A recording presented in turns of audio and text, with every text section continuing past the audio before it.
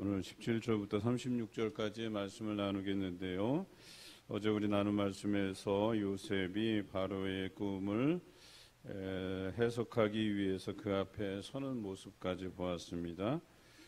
그리고 중요한 것은 이미 그 앞서서 그 꿈에 대한 언급이 또 나오는데 다시 한번 17절부터 그 꿈에 대한 조금 더 상세한 내용을 바로가 요셉에게 이야기하죠. 그리고 이 해석을 이제 요셉이 하나님께서 보여주심이라고 하는 이 기록을 통해서도 우리에게 읽혀지고 있지만, 요셉이 바로에게 강조한 것이 이 된 것은 하나님께서 바로에게 보이심이라, 이렇게 설명을 한 거예요. 그러니까 하나님께서 뜻하신 바가 있어서 바로에게 보게 하셨다라고 말씀하시는 거죠.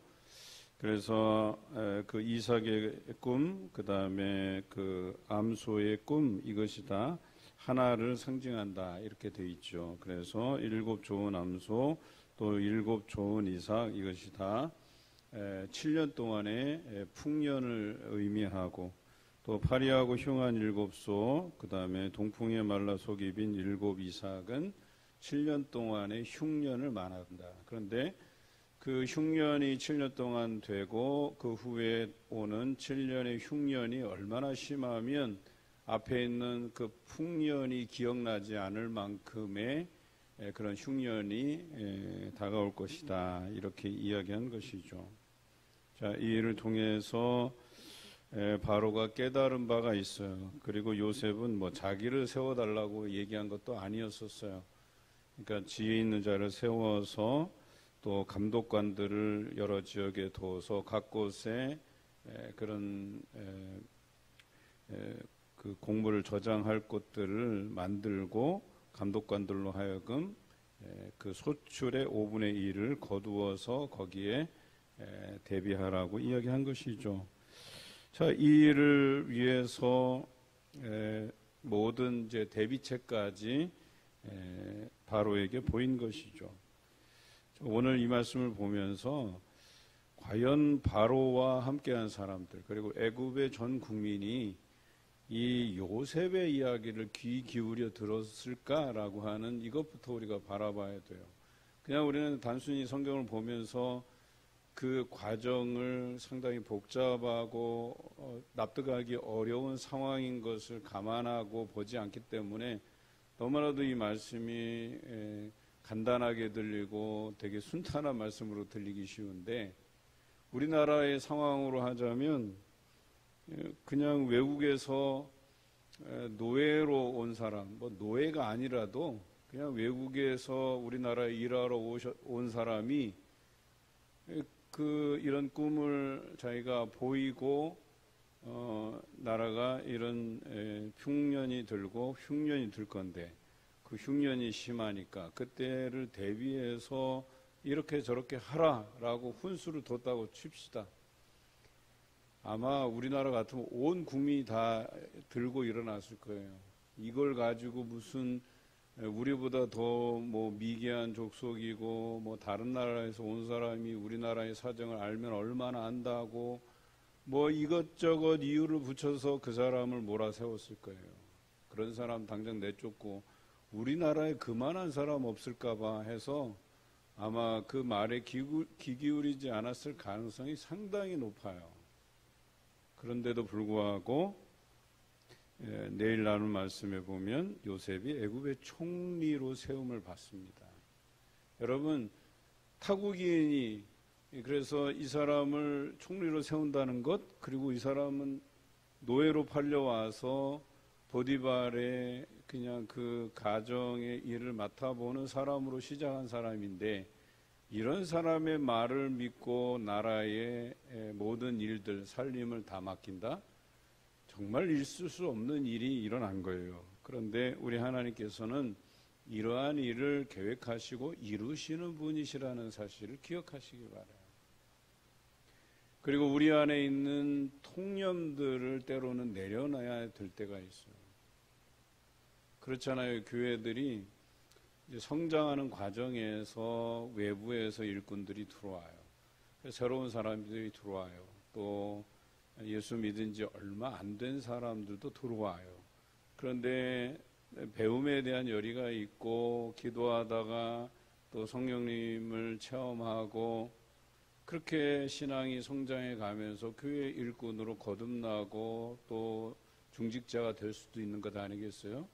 그런데 우리 안에 좀 죄송한 표현이지만 우리 교회만 그러는 게 아니라 어느 교회든 다 똑같아요. 그런 사람을 견제하고 저 사람이 교회 온 지 얼마나 됐다고 그 사람을 중요한 일꾼으로 뽑냐며 이런저런 말들을 늘어놓을 때가 있어요. 그게 우리의 기본적인 상식이라니까요. 그게 우리 안에 있는 그냥 일반적으로 그래도 우리 교회를 잘 알고 오랫동안 교회 다닌 그런 사람을 그러나 그렇지 않다는 것을 오늘 이 말씀에서 배우게 되는 거예요. 하나님께서 계획하시고 예비하신 일꾼을 통해서 그가 타국인이더라도 이 애굽인들이 이것으로 인해서 망하지 않도록 또 더 장기적인 의미에서 보면 앞으로 야곱의 후손들이 이 애굽 땅에 와서 얼마간을 지내야 돼요. 그 어마어마한 흉년을 대비해서 이 애굽 땅을 배불려 놓고 거기에서 저장한 곡식들로 인해서 야곱의 후손들이 이쪽으로 내려와서 살게 되고 그 양식으로 인해서 생존하게 되고 큰 민족으로 거듭나고 또 나중에는 얼마간 기간이 되면 그들을 출애굽해서 약속의 땅으로 인도해 내실 하나님의 거대한 밑그림이 다 그려져 있는 거란 말이에요. 그 일을 위해서 요셉을 이 땅에 보내신 거예요. 그러려면 그들이 이곳에서 먹고 자라고 살아갈 수 있는 터전이 마련되려면 애굽이 망하면 안 되는 거였었어요. 이해되십니까? 그래서 이 애굽을 잘 다스리기 위해서 요셉이라고 하는 인물을 예비해 주신 것 아니겠습니까? 오늘 이 본문을 통해서 하나님의 예비하시고 이끌어 주심이라고 하는 것 우리의 상식을 넘어선다는 걸 기억해 두시기 바라요. 때로는 우리가 사회적인 통념도 있고 교회 안의 분위기도 있고 그것에 얽매이기 쉬운데 때로는 하나님께서 일하실 때 그것을 존중하고 그것을 통해서 일하시기도 하지만 또 그것을 뛰어넘어서 일하게 하시는 하나님을 경험하기도 한다라고 하는 사실이에요. 우리는 그 사람을 통해서 역사하시는 하나님을 볼 줄 아는 안목이 필요해요.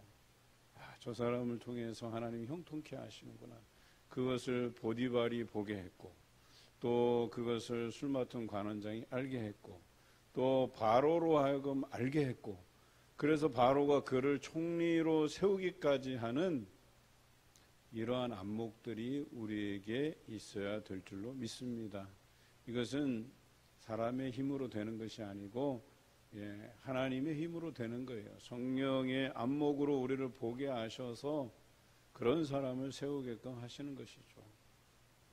때로는 그것이 못마땅해도 내가 개인적으로 어떻게 이럴 수 있을까 좀 못마땅해 할지라도 그 안에 역사하시는 하나님의 섭리를 우리가 이해하고 안다면 우리는 그것에 순종하며 갈 필요가 있다는 거예요. 저는 요셉이 애굽의 총리가 되었을 때 그가 이러한 대책을 내놨을 때 반대하는 사람도 무지하게 많았을 거라고 봐요. 그런데 꼭 필요한 사람들을 통해서 그것을 반대를 무릅쓰고 이 요셉을 세워서 그 국가적인 위기를 모면할 수 있었던 것은 다 하나님의 은혜였고 또 다수가 원하는 일이 아니었음에도 불구하고 하나님께서 그 상식적인 선을 뛰어넘어서 행하시는 일들을 우리가 기억해야 될 것입니다. 여러분이 요셉의 입장이라고 한번 생각해 보십시오. 이런 어려움에 처했을 때 사람들이 다 반대하고 나서는데 하나님께서 왜 나를 이곳에 세워주셨을까라고 한번 생각해 보시라는 거예요. 여러분 예레미야 선지자도 그랬습니다. 다른 선지자들과는 달리 예레미야가 예언했던 것은 이 나라가 망할 것이다. 그래서 바벨론의 70년 포로기를 지내게 될 것이다 라고 이야기했어요. 누구도 달가워하지 않을 예언을 했단 말이에요. 그냥 너희가 회개하고 돌이키면 하나님께서 너희 나라를 영원히 견고하게 하시겠다. 이런 정도면 그래? 그럼 우리가 회개 한번 하지. 그렇게 해서 지금까지 굴러온 나라였다면 이제는 망할 것이다. 그냥. 그래서 많은 사람들이 시기하고 질투하고 심지어 거짓 예언자들이 예레미야의 그 입을 봉하기 위해서 했던 예도 있죠. 그러니까 얼마나 쓸쓸한 거예요. 지금 잘 돌아가고 있는 것처럼 보이는데 예레미야는 그거 아니다라고 이야기한 것이거든요. 그래서 예레미야는 어때요? 결과적으로 그 거짓 선지자들에 의해서, 그의 대적자들에 의해서 바벨론으로 포로로 가지 못하고 애굽 가는 길에 예레미야를 잡아다가 끌고 가다가 나중에 그들의 결국이 이제 잡혀 죽고 마는 그런 인생을 보낸 거예요. 얼마나 안타까운 일이. 그리고 예언하는 그 시기마저도 사람들의 동의를 얻지 못했어요. 사람들이 수긍하지 못했다라고 하는 거예요. 그럼에도 불구하고 하나님께서 자신을 세워준 목적을 이해하고 백성들을 설득하고 회개하도록, 그래서 바벨론의 포로로 잡혀가도록 권면했던 선지자 아니겠습니까? 여러분, 때로는 하나님께서 세워주셨다 할지라도 그 길이 형통하지 않을 수가 있다니까요. 그 길에 험난한 가시밭길 같을 수 있다니까요. 그래도 그 길 안에서 하나님께서 나를 세우신 목적들을 잘 감당하도록 소신 있게 일해야 된다라고 하는 거예요. 하나님의 일들을 이루는데 목적을 두지 아니하고 내 자신의 안위만을 생각했더라면 그럴 필요가 없죠. 번거로운 길, 욕먹는 길, 다수가 동의하지 않는 길, 그 길 뭐하러 가겠어요? 피곤하고 힘든 길.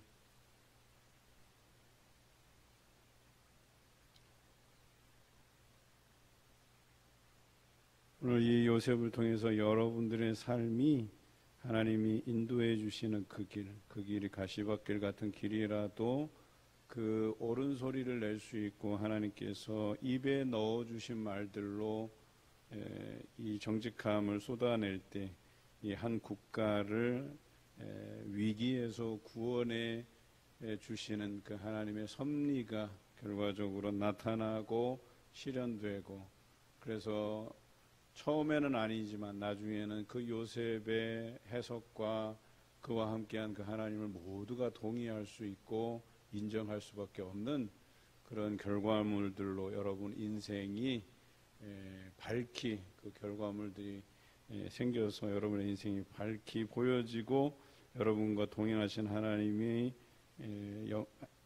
영광을 드릴 수 있고 하나님이 많은 사람에게 나타나는 그러한 삶의 경험이 있으시기를 주님의 이름으로 기원합니다.